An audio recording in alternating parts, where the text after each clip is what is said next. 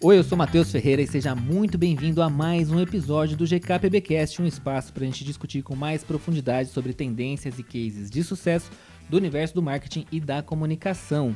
Hoje eu estou aqui com ele, Victor Alexandro. Olha, esse é o nome hoje, Errou cara. meu nome. Depois é de porque 80 episódios. A gente tá num cenário diferente aqui no papelzinho, aí a gente tá meio perdido. A gente tá fingindo costume aqui, porque a gente tem visita hoje. E olha só, é o Felipe Granito, que eu anotei aqui para não falar besteira, ó. Sócio da GBA Advogados e mestre em processo civil, que vai contribuir muito com a gente hoje nessa nossa conversa, que é como se tornar um influenciador responsável. Isso daí, ó, era um episódio que eu já tava querendo faz tempo, hein? Não, isso aqui tinha que estar na Hotmart. Isso aqui é aula que a pessoa É verdade. tá recebendo de graça aqui. Muito bem-vindo você que está na Hotmart, que a gente já mudou e a gente vai vender esse episódio agora. Mentira, gente, é tudo gratuito aqui, ó. Mas antes da gente falar sobre o que a gente vai falar nesse episódio, o Victor vai lembrar vocês das nossas redes sociais. É isso aí, pessoal. Se você caiu aqui de paraquedas e não sabe onde estamos, além do YouTube ou do Spotify, estamos aí praticamente em todos os lugares possíveis, né? GKPBcast é super fácil de encontrar. Além desse episódio aqui, tem vários outros que são muito interessantes também para você ficar sabendo aí sobre tudo que é do mundo do marketing, da comunicação e tendências, né? Só seguir lá, acompanha a gente em todos os lugares possíveis, porque tem muito conteúdo legal para você. É isso aí, gente. Vamos falar um pouquinho então, ó, do que a gente vai falar nesse nosso episódio. A gente vai, primeiro, né, o Felipe vai se apresentar aí para vocês conhecerem um pouquinho do histórico profissional dele. Vamos falar sobre quais são essas responsabilidades de um influenciador. Pasme, tem responsabilidade que você nem sabe que tem e tem, tá? Já adianto aqui para vocês. Como um influenciador pode se prevenir de problemas, como declarar seus ganhos na receita. Eu tive um problemão com isso, viu? Tinha até esquecido disso. A gente nem tinha falado disso, né? Mas eu tenho histórias aqui, vou contar para vocês. Como um consumidor pode evitar problemas, apostas esportivas versus jogos de azar, qual o problema do famosíssimo, o icônico Tigrinho, e depois a gente vai fazer aí as nossas considerações finais. Então aguenta aí que depois da nossa vinheta a gente vai mostrar para vocês como ser um influenciador responsável. GKPBcast. Bom, Felipe, muito obrigado por ter vindo aqui bater um papo com a gente. A gente não entende nada de direito, de nada juridicamente falando, tá? Já te adianto isso, que você vai ter que, assim, ó, for dummies, total, a conversa. Eu vou ser o menos técnico possível. Prometo que eu não vou falar de lei.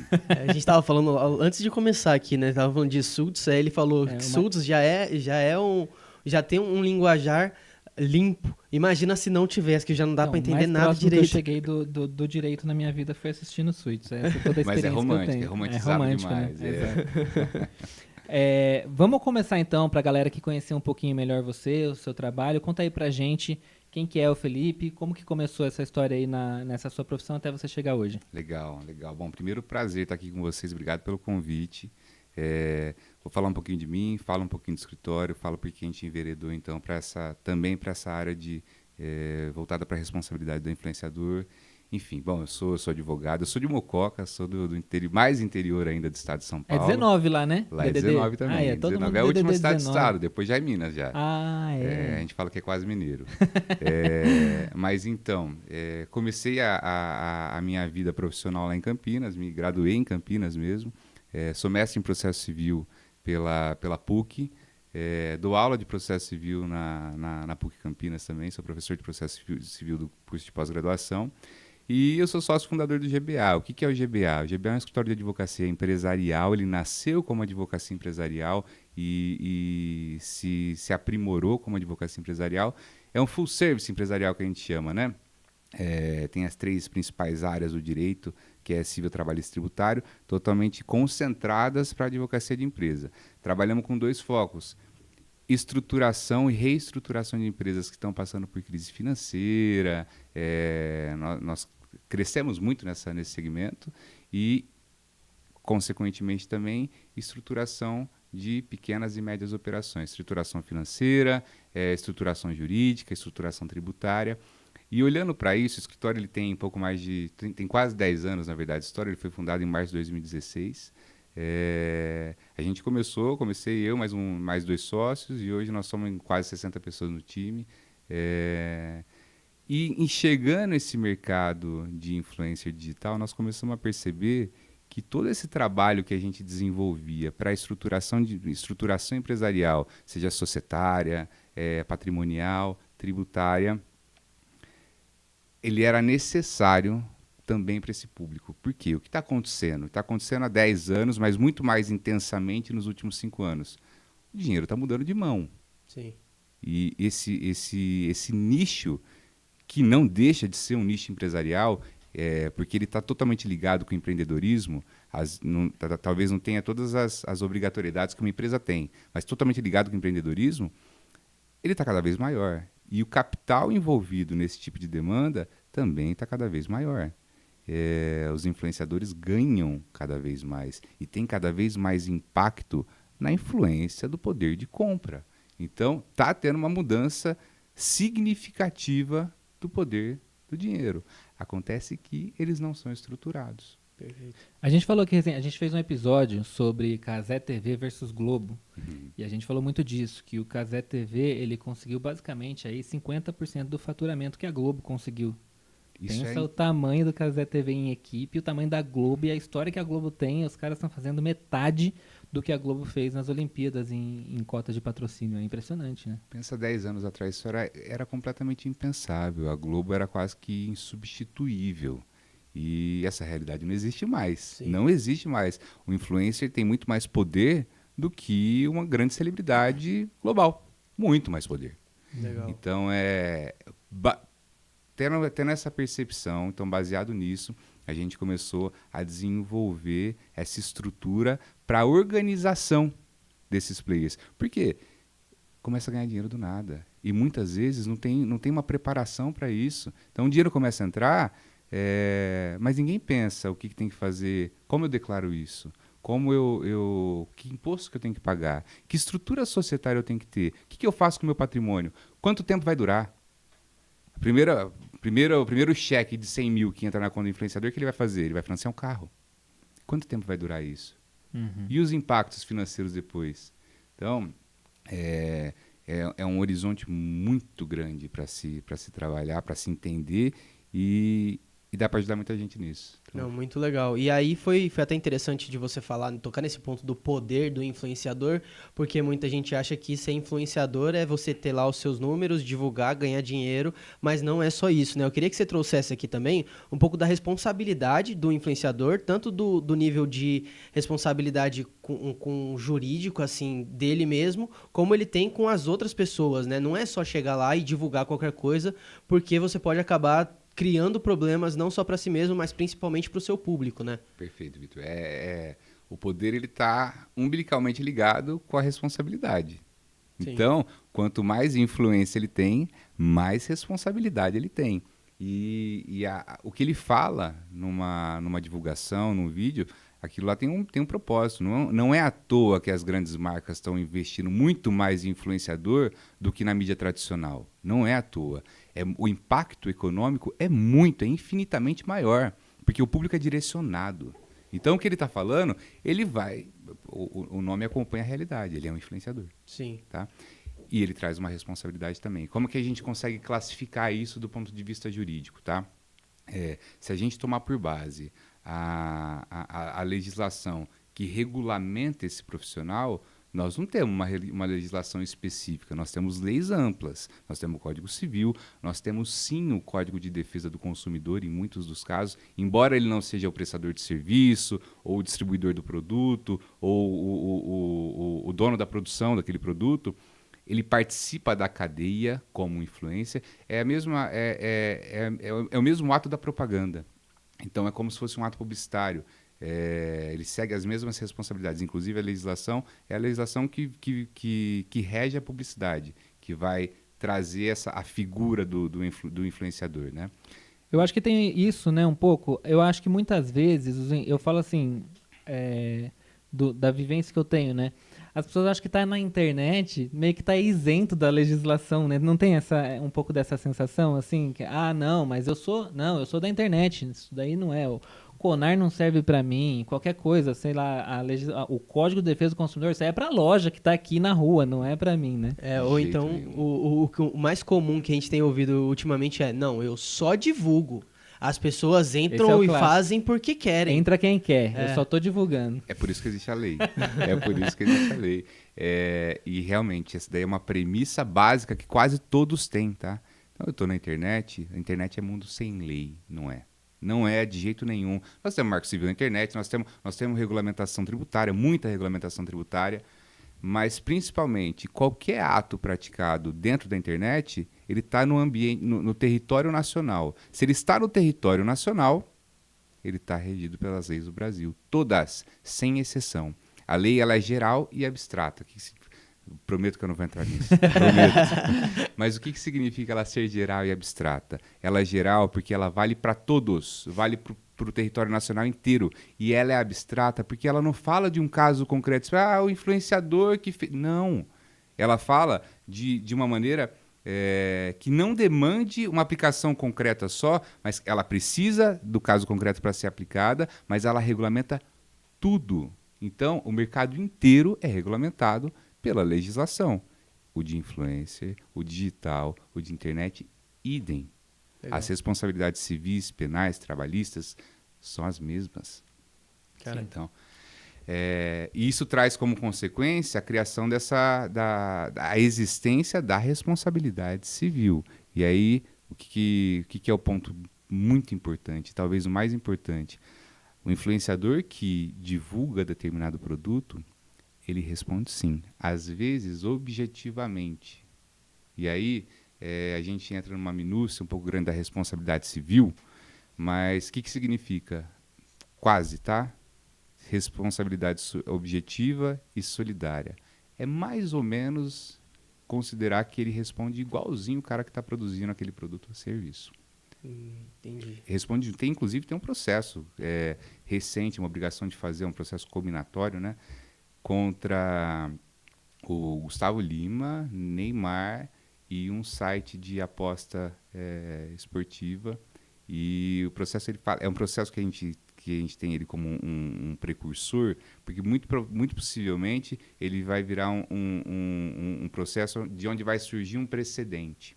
Talvez. É a história da jurisprudência, né? Isso mesmo. É que daí vocês têm algo que já foi aplicado, já foi decidido para se basear sempre, né? Exato. O que é a jurisprudência? É trazer o caso concreto. A lei não é abstrata? Não é geral e abstrata? Eu trago o caso concreto e falo, opa, para casos assim, é assim que eu aplico a lei. Isso é a jurisprudência. E um precedente é quase que uma nova lei.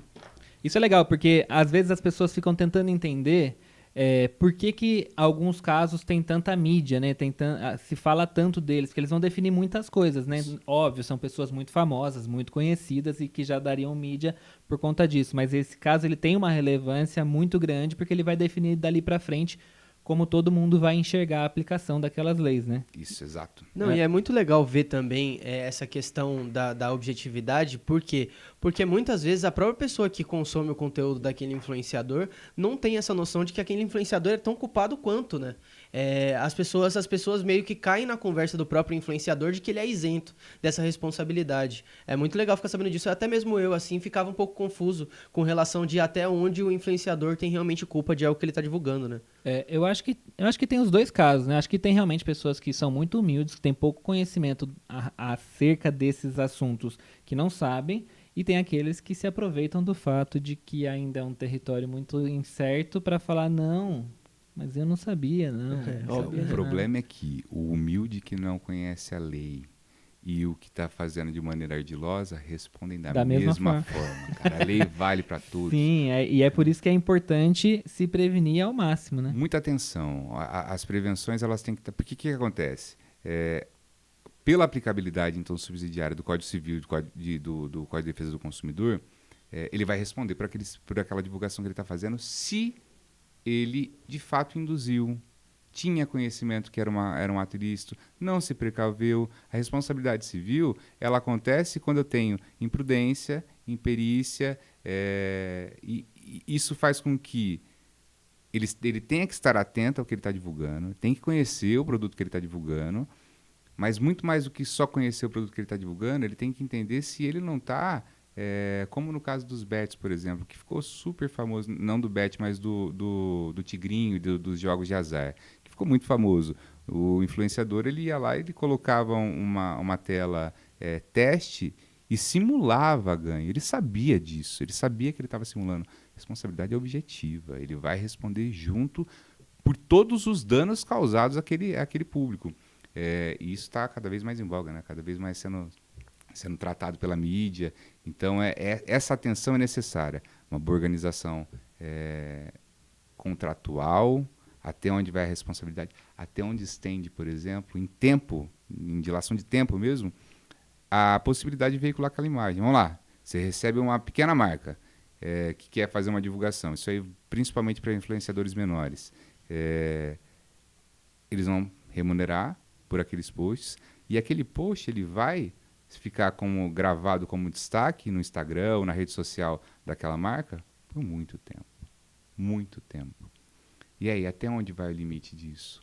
Isso aí é estabelecido numa relação pessoal, uma relação contratual entre as partes envolvidas. Então, todos esses limites têm que ser muito bem avaliados, porque vai responder igual. Entendi. A gente entra aqui agora num ponto que eu acho que é da gente tentar deixar um pouco mais concreto para o pessoal que está acompanhando a gente, por onde começar, né? Então, assim, se fosse hoje, eu chego e falo, ó, Felipe, me ajuda, pelo amor de Deus, não sei nem por onde começar. Quais são os pontos que você acha que o influenciador precisa, que são os pilares básicos para ele não ter problemas? Nesse ponto de vista de ser um influenciador responsável. Então, assim, estabelecer um contrato, uma minuta, né? Já deixar pronto ali um contrato para ele só alterar as informações, regularizar as questões de contabilidade, questões fiscais, de receita. Quais são esses pilares que você pode dizer aqui que são os principais que você recomendaria que as pessoas tomassem atenção? Vamos separar em duas caixinhas, então, pode ser? Pode. A caixinha da responsabilidade civil, ou seja, de quão ele é responsável por aquilo que ele divulga. A primeira coisa que ele tem que fazer é entender o produto que vai ser divulgado.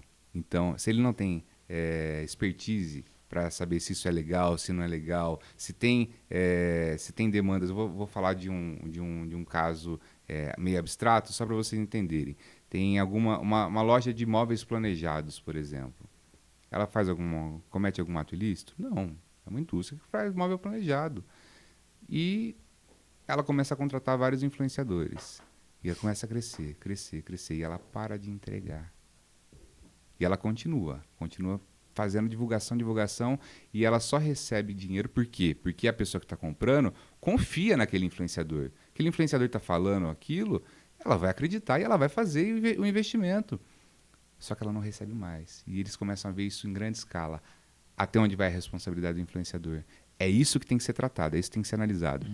Com uma boa análise, que a gente fala que é um due diligence, que ele tem que fazer. O que é o due diligence? Tem que analisar. Tem processo judicial essa empresa?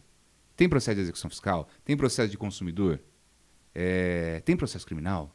O objeto social dela, ou seja, o que ela faz, o que eu estou vendendo aqui, é lícito? É legal? É legítimo? Ou não é tão lícito assim? Será que ela faz da maneira correta? Super comum. Plataformas de investimento que não são regulamentadas por CVM, plataformas de investimento que não têm autorização para assessoria de investimento e que não é um fundo, por exemplo, constituído, ou enfim, que pode gerir capital de terceiro. Super comum divulgar em várias plataformas grandes da internet, tá? Algumas muito reconhecidas. Aconteceram vários casos assim há um tempo atrás. E aí? Qual que é a responsabilidade do influenciador? Ele não tem ideia, ele tá vendo um cara lá chegando, eu sou banco tal, eu faço isso e aquilo. A gente falou ontem disso, né? Falei, eu recebi uma notificação do Rappi me oferecendo um empréstimo. Falei, mas quando é que eu vou fazer um empréstimo no Rappi, gente? Pelo amor de Deus. Aí eu falei, não é possível, imagina o desespero de uma pessoa que vai fazer um empréstimo pelo Rappi. Chegou uma notificação do Rappi, faça um empréstimo aqui. E aí é aquilo, uma pessoa muito mais instruída que vai fazer, porque é uma pessoa que está muito necessitada, está realmente vendo aquela possibilidade ali, ela vai cair, né? Tudo vira crédito, tudo vira. O Rappi fez totalmente regulado, tudo certo. A grande maioria dos grandes players é simples, não é tão difícil a regulamentação, mas ela é cara. Então, os pequenos aventureiros, eles preferem investir num grande influenciador do que fazer a regulamentação do negócio dele. E aí vem muito dinheiro. E aí, qual que é o nível de responsabilidade? Sim, responde. Acho que tem uma coisa também, a gente recebe muito uma proposta muito legal, com dinheiro, bastante dinheiro, a marca não pode ser revelada. Fala, meu anjo, você vai me desculpar, mas eu aceito, mas está condicionado, esse aceite está condicionado a essa marca, de alguma forma, poder ser rejeitada lá na frente. Porque eu não vou me comprometer a fazer uma publicidade para uma marca específica que eu nem sei qual é, que eu não posso ver nada disso que você falou, não sei o histórico da marca, não sei o que ela faz, se ela já tem problema com as pessoas, se ela não tem. Ah, não, mas a marca é confidencial. O problema é dela, que ela é confidencial. Ela pode ser pra você, pra qualquer pessoa. Pra mim, ela não tem que ser confidencial. Eu preciso saber qual que é a marca que eu vou me envolver quando eu tô aceitando. Porque não adianta, gente. Senão depois eu recebo um dinheiro aqui agora, ali na frente. Acho que nem do ponto de vista jurídico da coisa, do ponto de vista ético da coisa, né? Como é que eu vou falar com a minha audiência que eu tô há 11 anos, que nem um doido, construindo, cuidando, informando, explicando. Aí eu vou chegar e vou fechar um contrato com uma marca que eu nem sei qual é, com um produto que eu não tenho ideia de qual vai ser, né? E aí também tem a segunda parte, né? Quando a gente recebe o briefing para fazer, a gente não tem informação nenhuma do produto, não sabe nem como é que vai fazer. Aí, por exemplo, no caso do Bet, né? Tem gente que recebe o vídeo feito já, né? O vídeo já chega pronto, você só publica, não precisa fazer nada. Você faz a parte da sua cara ali falando, e o do jogo é uma mão que nem é a sua, que tá jogando ali o negócio e ganhando, né? Uma grande ilusão, né? Uma grande ilusão. E essa análise que você comentou que vocês fazem, perfeito. Esse é o primeiro passo mesmo. Entender o que eu estou fazendo. O que eu estou fazendo. Isso dentro dos meus princípios éticos e dentro da moralidade faz sentido? Pô, legal. Já é o primeiro passo. Depois uma análise então jurídica, um due diligence, para ver se tem processo, não tem. Entender aquela marca, entender aquela empresa que está por trás daquela marca. E aí, entender se o produto é lícito, é legal, é correto, segue também os mesmos padrões. Então, esse é o primeiro ponto para ser feito. Com isso, já se diminui sobremaneira a responsabilidade que vai ser assumida. Ou seja, o influenciador, ele não está mentindo para o público dele. Ele não está influenciando negativamente alguma coisa. Ele entendeu o produto é correto, é legal. Só isso já faz com que ele afaste inicialmente essa responsabilidade objetiva, talvez que possa recair, e a consequente responsabilidade solidária também. Agora, se ele não tem esse primeiro passo de se precaver, aí ele vai ser responsabilizado juridicamente. Então, essa é a primeira caixinha, acho que, da responsabilidade do que a gente falou, né? Segunda caixinha, passou por tudo isso, entende que é feito um bom contrato, com boas cláusulas contratuais, que estabeleçam limite de tempo de divulgação da imagem, o nível de exposição da imagem que vai ser colocada. É trazer burocracia, cara? É chato? Mas é muito menos chato do que pagar um processo judicial ou vários processos judiciais, ou simplesmente perder toda a credibilidade que você teria no mercado por divulgar uma marca ruim. E acho que esse é o ponto. Isso leva tempo e não dá para fazer 10 mil marcas ao mesmo tempo. Isso. Você vai precisar de tempo e fazer com poucas, né? Não dá para fazer no volume que se quer fazer, que obviamente eu entendo um pouco o lado do influenciador, que o cara não sabe se daqui 2 meses ele vai continuar relevante, vai continuar influente, ele quer aproveitar ali o momento, né? E vira meio que quase uma injeção de dopamina na cabeça, assim, né? Vai chegando marca, você vai falando, não, preciso fechar. E aí, só que assim, se você não parar e não cuidar, não fizer com cuidado, você pode arriscar tudo, né? Vai ser de novo aí um jogo... Essa análise é rápida. Não trava a operação. Traz burocracia, mas não trava a operação. Ela é rápida de ser feita.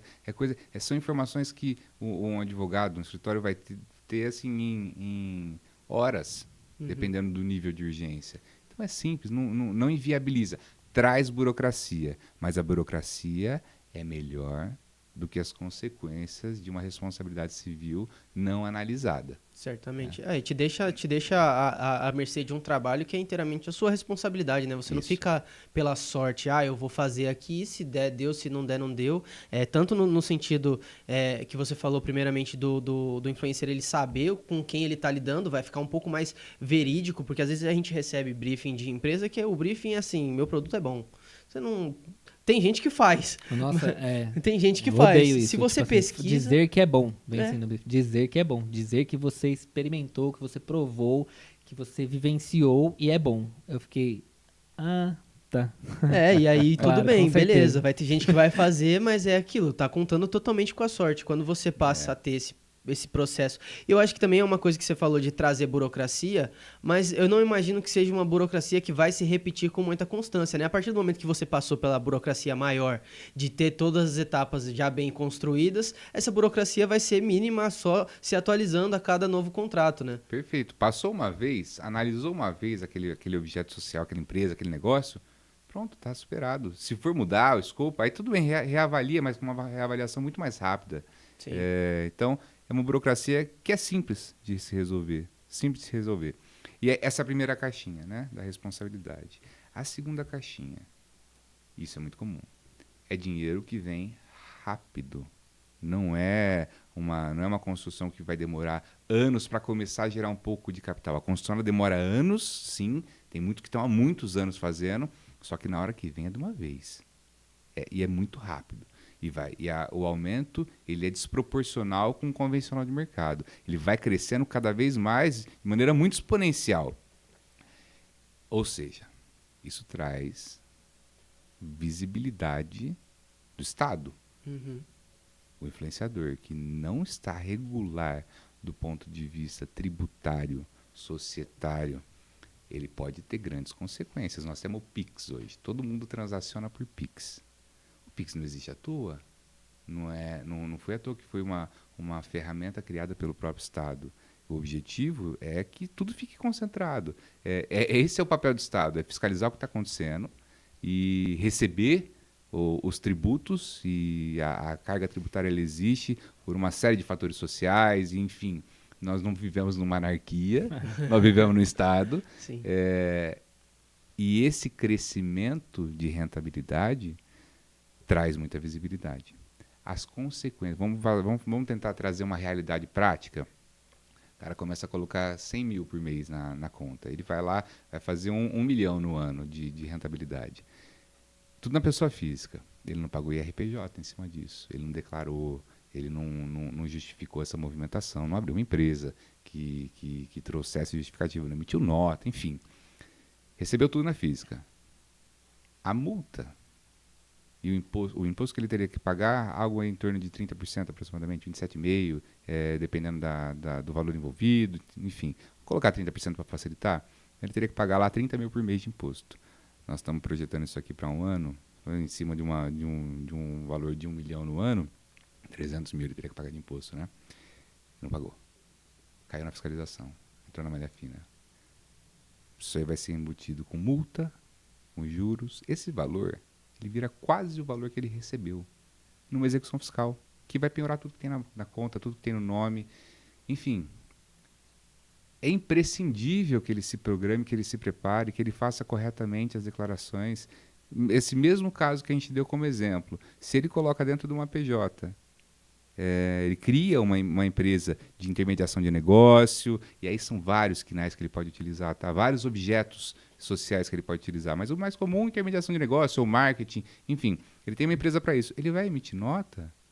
Ele vai pagar imposto sobre o Simples Nacional. Ele vai pagar 8%, 10% de imposto em cima disso, olha lá. Dependendo do planejamento que tiver sido feito. Ou seja, ele diminui muito o custo disso e o risco de exposição hoje já é grande, amanhã vai ser maior, com real digital no ano que vem vai ser ainda maior e vai chegar um momento em que tudo vai ser interligado. Ou seja, ou regulariza, por bem ou por mal. Então, essas duas caixinhas eu acho que são os pontos de atenção principais que o influencer tem que ter. Aonde está a minha responsabilidade de veiculação da minha imagem e aonde está a minha responsabilidade fiscal em cima disso? Como eu me programo, como eu viro uma empresa, como eu me transformo numa empresa. Transformo o meu negócio, a minha realidade numa empresa estruturada. Às vezes é muito mais importante isso do que o que ele vai fazer dentro da rotina, da disponibilidade de gastos, enfim, que ele tiver. Agora você chegou no ponto que é o que eu falei, inclusive na nossa introdução, que quando eu comecei rentabilizando o meu site com o AdSense, e aí, para mim era um grande mistério como aquele dólar virava dinheiro depois, né? Mas eu falei, vamos esperar chegar, que eu precisava pelo menos de $100 para poder sacar, né? Aí demorou para chegar em $100. Aí quando eu fui sacar a primeira vez, eu não conhecia nada. E aí eu fiz essa questão, né, uma remessa internacional e tudo mais. E aí eu peguei, fui no Itaú e falei, me ajuda, eu preciso receber esse dinheiro. E aí, obviamente, fizeram lá com as taxas do Itaú, que na época eram altíssimas. Faz o câmbio, né? Fez o câmbio e tudo mais. E aí, eles fizeram lá, deu um valor bem alto, assim, eu recebi pouquíssimo do dinheiro que tava lá. Aí, vendo o resultado final, eu falei, eu preciso aprender mais sobre essa história. Aí eu fui entender outras opções, conheci o Banco Rendimento, que muita gente usa hoje em dia para receber, né, remessa internacional, porque eles têm taxas muito legais, muito interessantes. Só que aí comecei a receber na pessoa física. E aí começou a aumentar a receita, comecei a ter uma renda mensal na pessoa física. Mas era ótimo, o dólar subia, eu celebrava, falava, né, não sei o quê. E aí recebia tudo na pessoa física. Aí a primeira vez, né, no primeiro ano, quando eu fui fazer o meu imposto de renda, que eu falei, agora acho que eu preciso resolver esse problema. Eu sabia já que era um problema, mas eu falei, o Matheus do futuro vai lidar com ele. E aí peguei todas as minhas remessas lá, 12 remessas internacionais, entreguei para o contador, primeiro que ele aumentou o preço na hora, falou, isso aqui não vai ser tão simples de resolver. O que ele me explicou, eu não lembro muito bem, mas eu tinha que fazer o carnê-leão lá, todos os meses colocar aquela receita e tudo mais na pessoa física. O leãozinho da Receita Federal já rugindo na sua porta já. Aí ele pegou e falou, ou você faz o correto, que faz pela sua empresa. Isso. Aí eu falei, nossa, vou ter que abrir a conta toda pela empresa, não sei o que, né? Aí, enfim, fiz mais um ano errado. Paguei mais. Não, paguei caro. Quando eu fazia meu imposto de renda, eu pagava, sei lá, 15 mil reais de imposto de renda, assim, do nada. Isso aí. E eu ficava, gente, eu preciso resolver isso. Cada ano no imposto de renda eu falava, eu preciso resolver isso. E aí resolvi, criei toda a parte de empresa. Aí tem um outro drama também que a gente não tem muita instrução, que é como lidar com nota fiscal. Eu emiti uma nota fiscal para o Google dos Estados Unidos. Como é que faz isso, né? Do nada você emite. O Google nem pede a nota fiscal de nada, né? Você não precisa efetivamente subir a nota fiscal em lugar nenhum, mas precisa emitir. E assim, não tem. A minha contabilidade, por exemplo, não tinha informações suficientes para me dar. Aliás, eu troquei de contabilidade mais de uma vez por causa disso, porque quando você vai para o digital, eles sabem fazer do bar, da lojinha. Quando você vai para o digital, muitas contabilidades não têm nem esse suporte do tipo, é assim que se faz. Isso aí. Né? E aí eu comecei a pesquisei muito e tudo mais e consegui entender. Hoje eu acho que eu estou fazendo certo, né? Não sei, talvez eu descobri em algum momento que não. Mas assim, hoje eu emito nota fiscal de todos esses recebimentos e eu pago isso que você falou, eu vou pagar o meu imposto de nota ali, né, nesse recebimento. E eu, pelo menos, eu sei que assim, se tiver alguma coisa de errado em algum momento que eu descubra, vai ser muito menor o meu problema, porque realmente eu fui fazendo, e assim, são 11 anos de história aí. Eu levei, sei lá, uns 5 anos para sacar os primeiros $100. E depois, hoje que eu tenho já uma receita, e eu dependo muito dessa receita, que ela é uma receita relevante para mim hoje, coisa que não era antes também, né? Mas hoje eu tomo muitos desses cuidados e assim, é isso que vocês dois falaram. O início é difícil, tem que abrir todas as contas, tem que tentar entender. E às vezes a gente fica resistindo a tentar entender desses processos que são necessários, da mesma forma que a gente precisa entender o algoritmo de uma rede social, da mesma forma que a gente precisa aprender a mexer no TikTok, editar um vídeo no CapCut. É um processo que você precisa aprender. É mais chato, né? É mais chato, parece que é mais chato, mas ele é fundamental. E a forma que você comentou aí, a tua trajetória é a trajetória que todos deveriam seguir. Todos deveriam seguir isso. Aí uma contabilidade correta, um escritório de advocacia que dê as instruções corretas é fundamental. Uma gestão financeira, é o financeiro que emite nota, não é a contabilidade te instrui. Mas é muito simples a emissão, é muito simples a rotina, o dia a dia disso, depois que ele entra no convencional. E aí, talvez seja até uma pergunta que um influenciador, na hora que começa, traz para ele. Tá bom, esse dinheiro agora é da empresa ou é meu? Como é que eu faço? Distribuição de lucro. Ele vai receber distribuição de lucro na pessoa física, isento por enquanto ainda isento de imposto. Está sendo questionado isso no mercado. Sim. No mercado talvez alguma coisa mude, mas por enquanto isento de imposto, então ele vai distribuir o lucro, distribuir o resultado, ou seja, custo tributário infinitamente menor e melhor, e é uma atividade empresarial. Sim. Tá? Então é esse o caminho ideal, esse é o caminho ideal de se seguir. Claro que com várias minúcias, e aí vai dependendo dos patamares. Dependendo do patamar que se chega um influenciador, ele vai começar a constituir patrimônio, ele vai adquirir patrimônio gradativamente. E aí um bom planejamento societário, uma boa organização patrimonial, fundamental para ter a melhor carga tributária na imputação correta. Acho que a gente já falou, né, desse outro item que a gente tinha de como declarar esses ganhos na receita. Não sei se você quer esmiuçar um pouco mais disso, mas acho que só tem uma outra coisa também que é muito importante, que eu vejo muito acontecer no mercado de marketing de influência, é a pessoa abre um MEI e acha que resolveu todos os problemas dela assim, abrindo um MEI e emitindo nota quando pedem, né? Tem limite. Tem limite. Tem limite. Exatamente. É possível fazer pelo MEI? Perfeitamente possível, desde que respeite os limites. Os limites financeiros da utilização do mês. Salvo engano, eu acho que hoje está em 8 mil, alguma coisa mais ou menos nessa faixa no mês de giro. Ou seja, qualquer coisa que extrapole vai desconfigurar o regime societário do microempreendedor individual. Então, desconfigurado, ele tem que seguir para um outro regime societário e tributário. Ou seja, ele tem que mudar, criar uma empresa mesmo, vai deixar de ser MEI. O MEI ele serve para sair da informalidade absoluta, para operações pequenininhas, para negócios menores. A partir do momento que se vira uma empresa com um giro maior, aí eu tenho que seguir o regime societário, ou seja, a empresa que eu vou abrir efetivamente, e tributário. Qual que é o modelo de tributação que eu vou seguir? É Simples Nacional? Simples também tem limite. O limite do Simples é alto, mas também tem um limite. Depois eu vou presumido, vou para o lucro real, enfim. Quando eu tive que fazer essa mudança também, foi um outro processo, né? Ali em 2016, a minha empresa começou a girar, que foi quando eu me dediquei a isso especificamente, e logo em 2016 mesmo eu tive que fazer essa mudança, de sair do MEI e ir para o Simples Nacional. E parece também muito assustador. Acho que as pessoas colocam alguns medos, né? Que a gente ouve falar, não, mas fica no MEI, porque o MEI é muito melhor, não sei o quê. E não, tipo, não tem nada a ver isso, né? São os regimes, cada um, de acordo com o faturamento, você vai se encaixar ali. E eu fui com muito medo, de novo, né? Cheguei na minha contabilidade da época, falei, não tenho ideia de como é que tem que fazer o processo. A gente fez a mudança e hoje eu acho muito mais prático, inclusive, estar ali no Simples, porque eu sei exatamente, eu pego minhas guias todas ali, no dia 15, pago, acabou, tá tudo resolvido, entendeu? É tudo eu tenho eu sei melhor o que está acontecendo, né? Eu sei quais são os impostos que eu estou pagando, eu sei quais são as guias que eu tenho que pagar, eu sei tudo o que está acontecendo, sei qual é a taxa. Eu sei que hoje tem aquela história do fator R, né? Então tem toda essa história de quanto que você paga de funcionário ou pega de prolabore. Isso aí é mais complicado. Por isso que eu falo que você vai se transformar efetivamente numa empresa, porque vai começar a ter funcionário, vai começar a ter gente dependendo daquela operação. Não é só tributação, é muito mais do que isso. Tem toda a função social da empresa que ela se estende para o influenciador digital também, se ele se transforma efetivamente no empreendedor e no empresário. Então, o limite do MEI é o teto do MEI, tá? Fica no MEI que é mais fácil. Não. Passou do teto, muda.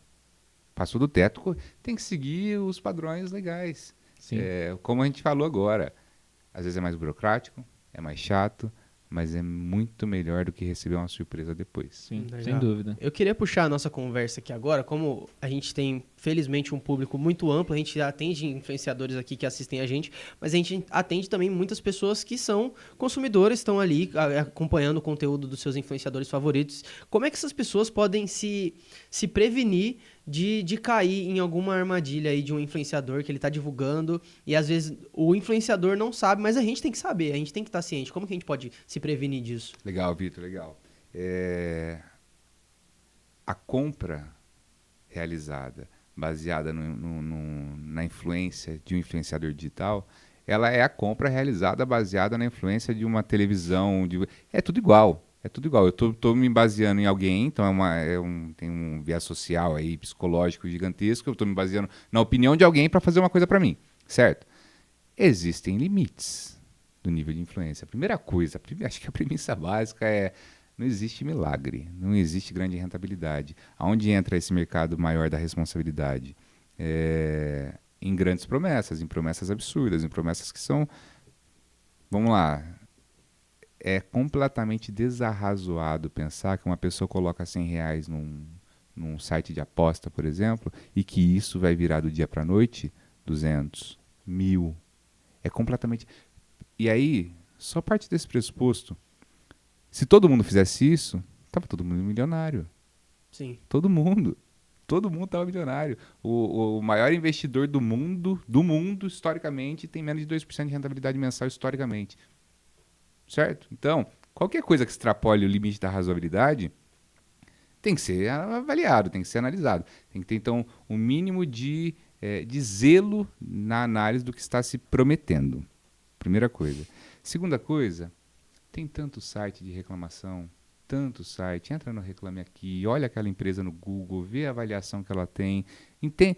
São informações públicas. Antes de fazer uma compra com alguma coisa que você não conhece, que não é numa grande plataforma, por exemplo, analisa se aquilo lá é viável ou não, vê no Reclame Aqui. Já é mais do que suficiente para ter uma primeira posição. Tá? Acho que talvez esses dois pontos sejam os pontos principais que a pessoa tem que se precaver. E aí, entender se aquele influenciador, qual que é o nível de responsabilidade que ele tem, responsabilidade social que ele assume. Como você conhece esse influenciador? Da onde veio o teu relacionamento com ele? Onde mais ele aparece? O que mais ele faz? Então, ter isso como pressuposto antes de realizar uma compra baseado na influência de alguém é mínimo. Legal. Eu queria tirar uma dúvida que a hora que surgiu enquanto você falava. Por exemplo, a gente está com um enorme problema aí do surgimento dos jogos das casas de apostas. Muitas delas são irrastreáveis, assim, a própria Anatel está tendo muita dificuldade para bloquear. A pessoa que se sentiu lesada, que caiu num jogo do Tigrinho, por exemplo, ela poderia processar o influenciador que divulgou? Ela poderia.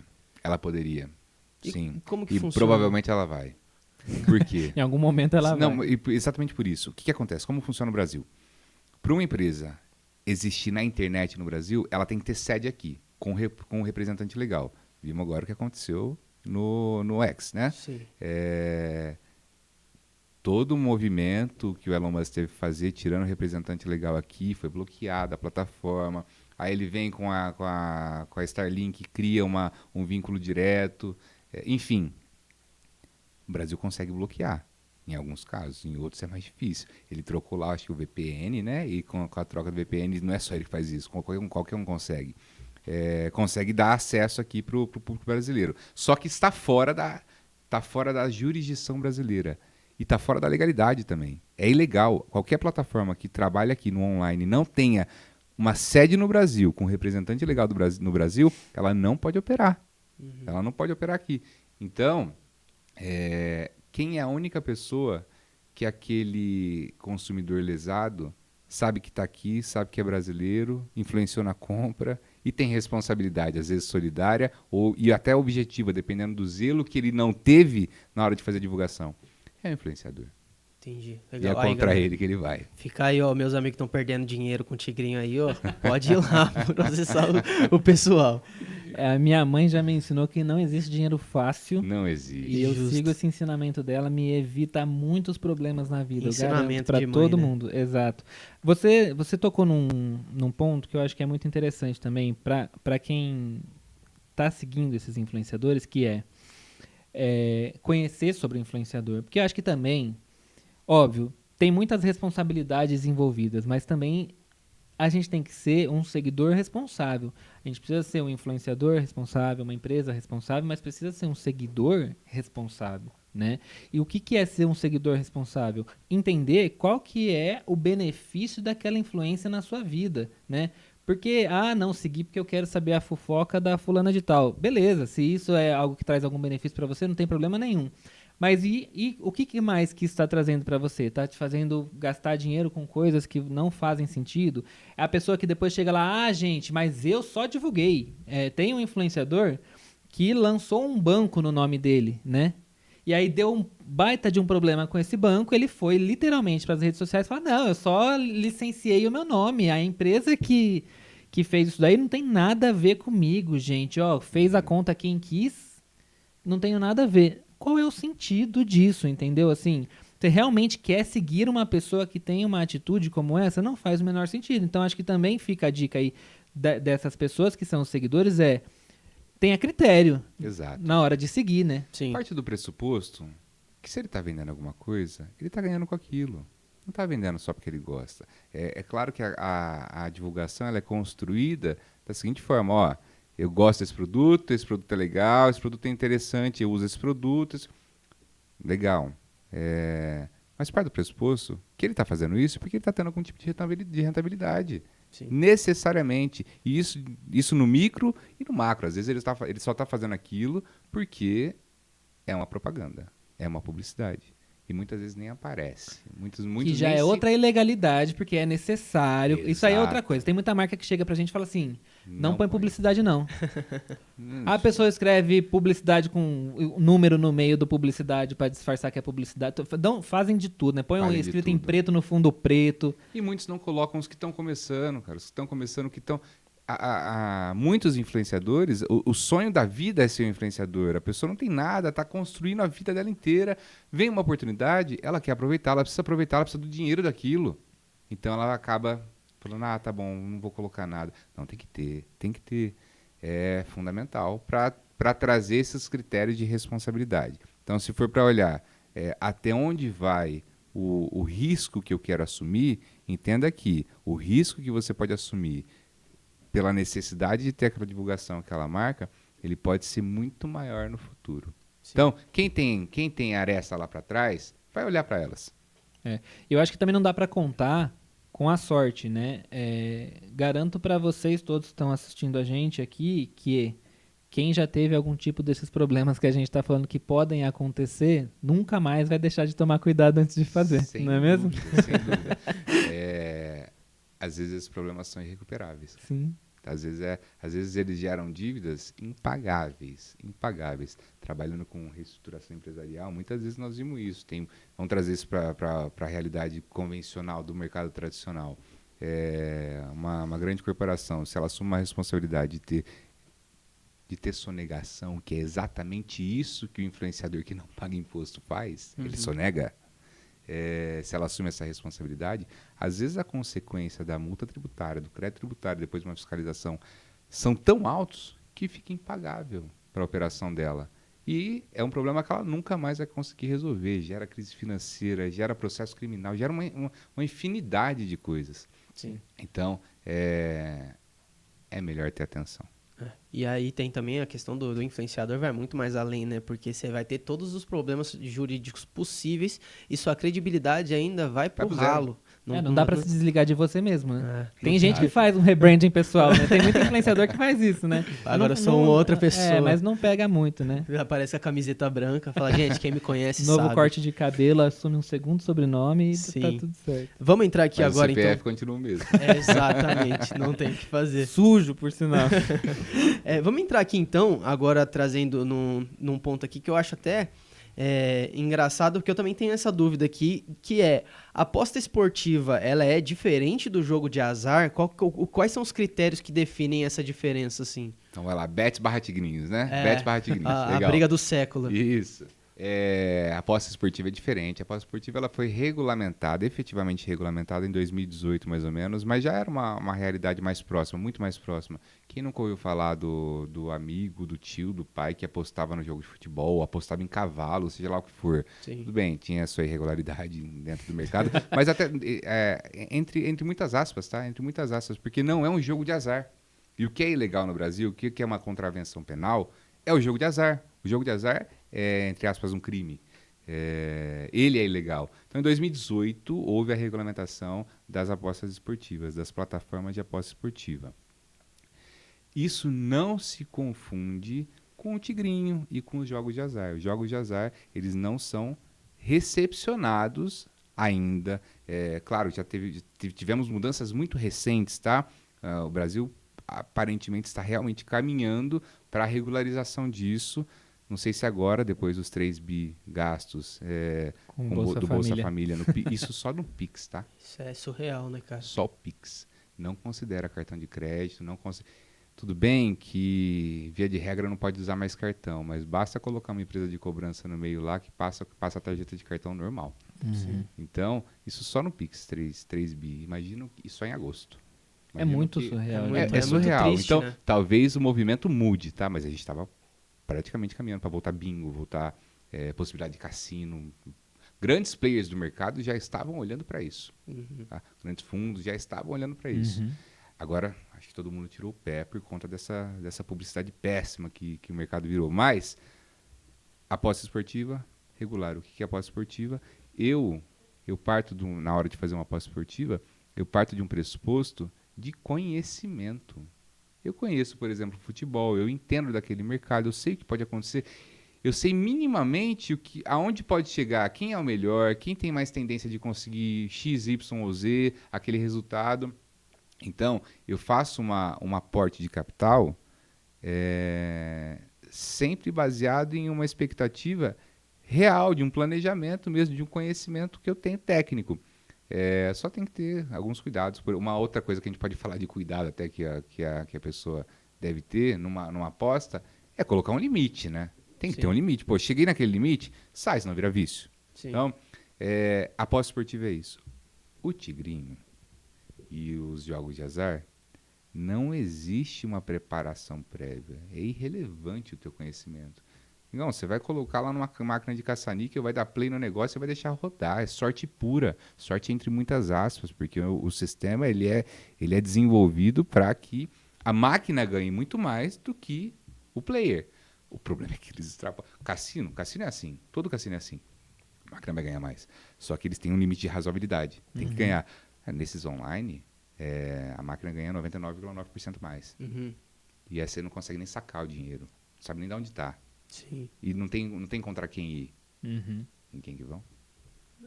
Eu acho que uma das coisas que ajuda nessa percepção de similaridade entre as apostas esportivas e os jogos de azar é que muitos dessas bets têm o setor cassino dentro da plataforma, né? Isso é legal? Pode ter isso? Não, o setor cassino é aposta.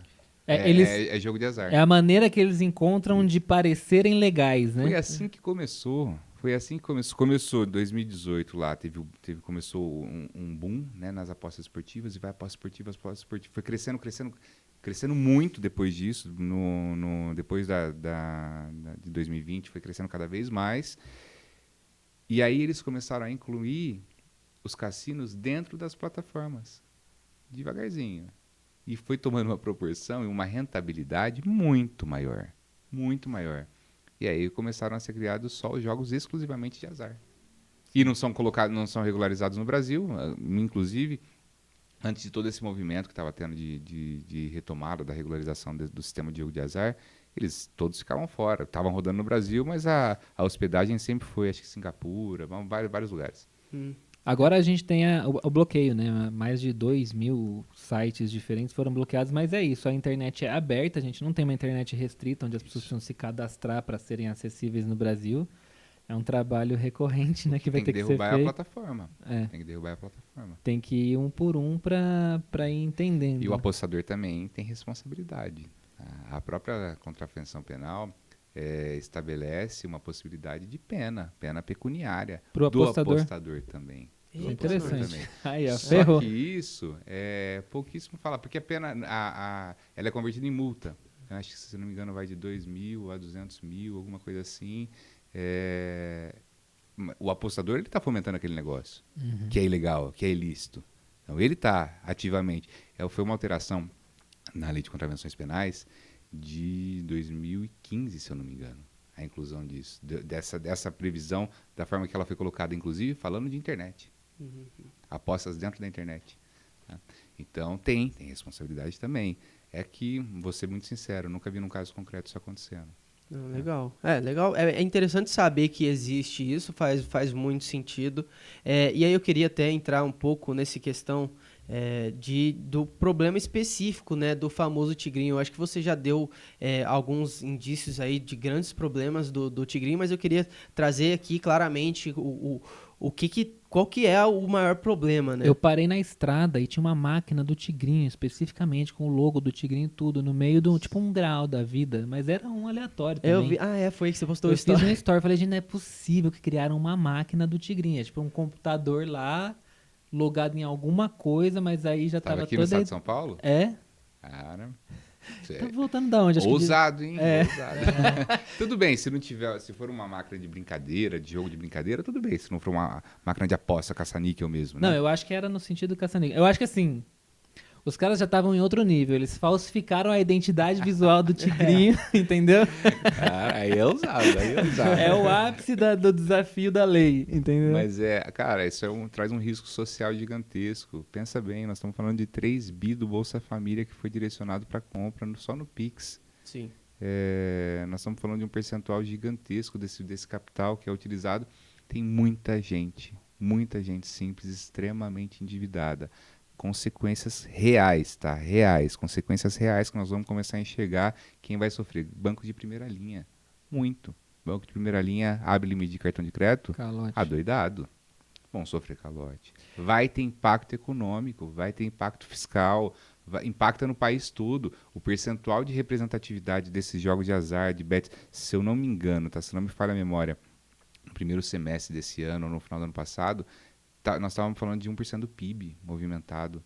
É muita coisa. É muita coisa. Então, o impacto é social, o impacto ele é fiscal, ele é financeiro.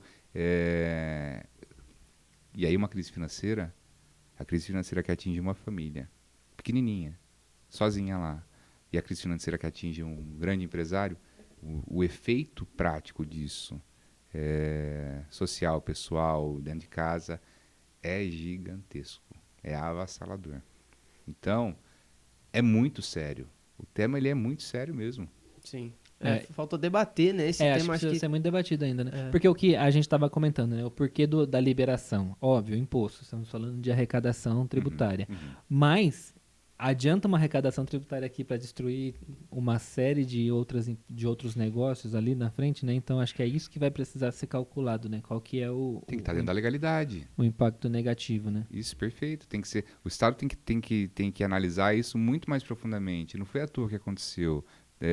Ficou jogado, esse tema ficou jogado, foi ganhando proporções gigantescas. E a legislação, ela existe baseado no movimento social. A legislação ela tem que se adaptar de acordo com as mudanças sociais. A lei ela é lei, mas ela não é estática do jeito que ela é e ponto final. Ela tem que se adaptar à mudança social. As relações humanas, as relações sociais, as relações elas são totalmente diferentes hoje do que elas eram há 20 anos atrás. Nós vivemos um mundo completamente diferente.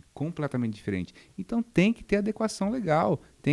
E quem é responsável por isso é o Estado. O Estado como um todo. Todos os poderes, os 3 poderes, têm responsabilidade absoluta em cima disso. Porque as pessoas, a gente, óbvio, gostaria muito que elas tivessem consciência e que evitassem, mas a gente sabe que no final das contas, muitas vezes as pessoas estão desesperadas ou estão empolgadas, né? Ou acreditam muito naqueles influenciadores que estão falando com ela. As pessoas são muito vulneráveis, a gente falou muito nesse podcast aqui já disso, né? O público é vulnerável a esse tipo, né? Sim. E aqui, antes da gente finalizar, acho que tem uma outra coisa que a gente também nem tinha previsto falar aqui, que eu acho que está acontecendo muito de novo, que são as promoções, né?